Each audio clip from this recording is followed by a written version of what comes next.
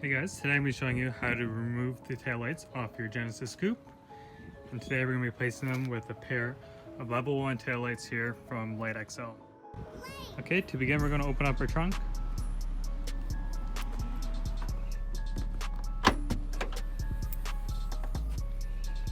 On either side behind the taillight, there's a cover located right here. And to remove those, we're just going to grab from the back here, pull them out just like that. Now, we are now left with this, and there's 4 separate bolts that you will need to remove. So the first one is located right here on the inner corner, one more up here, right here, and then there's a 4th one as well, located right up here. Not sure if you can see that.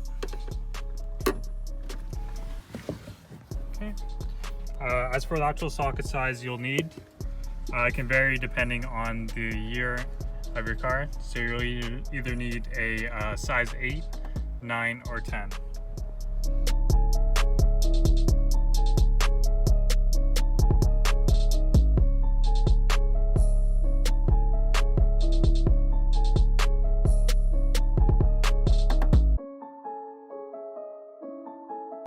Okay, so once the 4 bolts are removed here,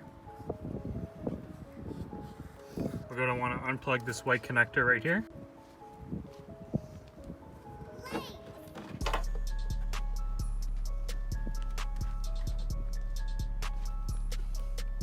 We are now ready to add our new taillights here. So when installing it, you just want to make sure all the holes line up. Like that. Okay, now that we have it in place, we're just going to plug back in the taillight. If you have any additional resistors or lighting mods, such as the triangle turn and quad LED reverse module from LightExcel, you just want to make sure that the resistors are outside the plastic housing of the taillight, and then just place in between the metal here and the fabric. This way, if the resistor heats up, you don't have to worry about damaging your taillight.